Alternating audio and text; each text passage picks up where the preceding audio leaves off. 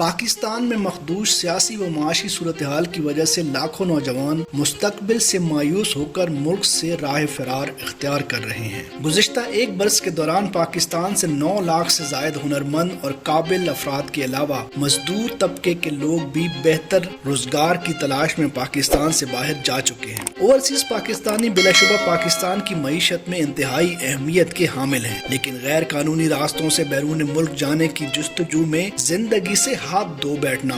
اس معاشرے کے لیے کلنک کے ٹیکے سے کم نہیں۔ گزشتہ ہفتے یونان میں کشتی حادثے کے بعد غیر قانونی انخلاء کا راستہ روکنے کی ضرورت مزید بڑھ گئی ہے۔ رواں برس فروری میں بھی ایسا دلخراش واقعہ پیش آیا جس میں اٹلی جانے کی خواہش دل میں لے کر جانے والے پاکستانیوں میں شامل پاکستانی ویمنز ہاکی ٹیم کی نامور کھلاڑی شاہدہ رضا بھی اچھی زندگی کی آرزوؤں اور تمناؤں کے ساتھ سمندر کی تہ میں ہمیشہ کے لیے سکون کی نیند سو گئی۔ پاکستان سے غیر قانونی طور پر شہریوں کے بیرون ملک کوچ کرنے کا سلسلہ بتدریج بڑھتا جا رہا ہے اور متواتر حادثات کی وجہ سے پاکستان کے لیے مشکلات میں اضافہ بھی ممکن ہے، کیونکہ پاکستان کئی عالمی قوانین کا حصہ ہے اور کئی قوانین پر دستخط بھی کر چکا ہے جس کے تحت غیر قانونی نقل و حمل اور انسانی اسمگلنگ کو روکنا ملک کے اہم فرائض میں شامل ہے۔ افسوس کی بات تو یہ ہے کہ ہمارے حکمران ہمیشہ سانحات پر مذمت کے 2 الفاظ اور پرچم کو سرنگوں کر کے اپنی ذمہ داریوں سے دستبردار ہو جاتے ہیں۔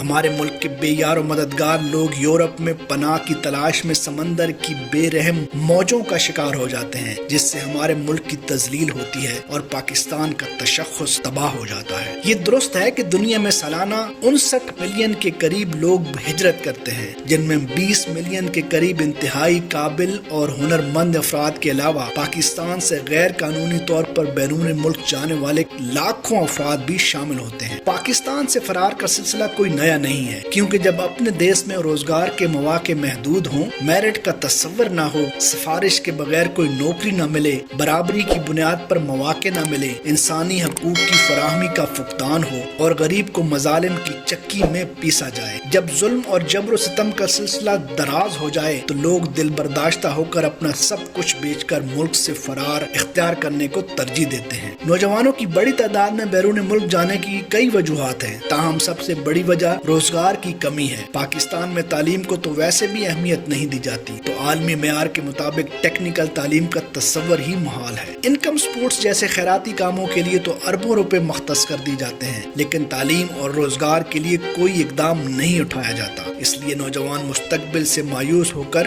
اپنی زندگیاں داؤ پر لگانے میں بھی تیار ہو جاتے ہیں۔ یونان میں المناک حادثے کے بعد ماؤں کی آنکھیں آنسو بہا بہا کر پتھرا چکی ہیں۔ بہنیں اداس اور ویران چہروں کے ساتھ بھائیوں کے راستوں میں پلکیں بچھائے بیٹھی ہیں۔ بوڑھے باپ نوجوان بیٹوں کی لاشوں کو دیکھنے کے لیے پہاڑ جیسا حوصلہ پیدا کرنے کی کوشش کر رہے ہیں۔ پاکستان کا کوئی شہر ایسا نہیں ہے جہاں اس وقت سوگ کی کیفیت نہ ہو۔ تعلیم و ہنر رکھنے والوں کے لیے تو قانونی طریقے سے باہر جانے کے کچھ اسباب پیدا ہو جاتے ہیں، لیکن جن کے پاس تعلیم یا ہنر کی سند نہیں ہوتی وہ ایجنٹس کے ہاتھ لگ جاتے ہیں، جہاں سے لالچ اور زیست و موت کا ایک خوفناک کھیل شروع ہو جاتا ہے۔ آگہی نہ ہونے کی وجہ سے نوجوان ایجنٹس کا آسان شکار بن جاتے ہیں۔ ایجنٹ 25 لاکھ کے قریب رقم لے کر نوجوانوں کو موت کے حوالے کر دیتے ہیں۔ لیبیا میں سفارتی ذمہ داریوں کی ادائیگی کے دوران راکم الحروف نے مشاہدہ کیا کہ معمر قذافی کے دور میں لیبیا میں انسانی اسمگلنگ کی وبا کافی حد تک کنٹرول میں تھی، لیکن وقت کے ساتھ ساتھ پاکستان میں بھی انسانی اسمگلنگ میں ملوث مافیا زیادہ طاقتور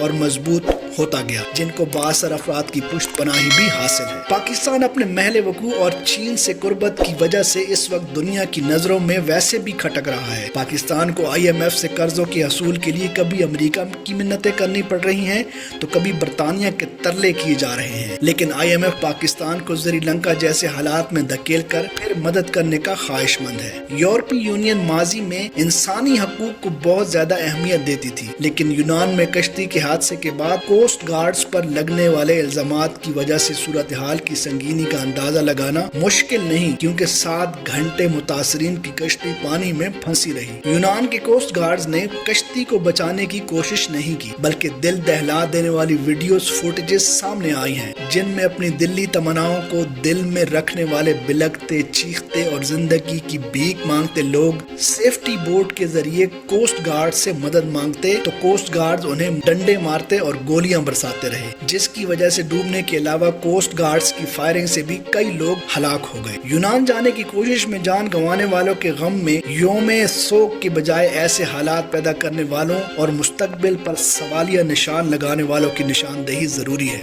क्योंकि इस हादसे के लिए एजेंट्स के साथ साथ वो लोग भी जिम्मेदार हैं जिन्होंने मुल्क में रोजगार की राह में ऐसी मुश्किलात पैदा की कि नौजवान मायूस होकर जिंदगी दाव पर लगाने को भी तैयार हो जाते हैं। इस हादसे पर हमने सबक सीख कर अपने मुल्क में नौजवानों के लिए रोजगार के मौके ना पैदा किए तो हमारे नौजवान इसी तरह समंदरों की बेरहम मौजों में जिंदगियां गंवाते रहेंगे और अक़वाम आलम में पाकिस्तान की जग हसाई होती रहेगी। हुकूमत पाकिस्तान का ये फर्ज है कि तमाम बैनुल अक़वामी मुआहदों को बरूए कार लाते हुए मुतल्लिका ममालिक पर दबाव डाले ताकि गैर कानूनी इंसानी स्मगलिंग के रास्तों पर इस मकरूह फेल में मुलव्वस कारकर्दों को भी पकड़ा जाए और इस सिलसिले में office of economic coordination and development को मुतल्लिका ममालिक में मुनज़्ज़म जराइम, ऑर्गेनाइज्ड क्राइम के सदेबाब के लिए अपना किरदार अदा करना चाहिए। आज की वीडियो में इतना ही। अगर वीडियो पसंद आई है तो लाइक, शेयर और कमेंट जरूर करें। मेरा चैनल सब्सक्राइब करें।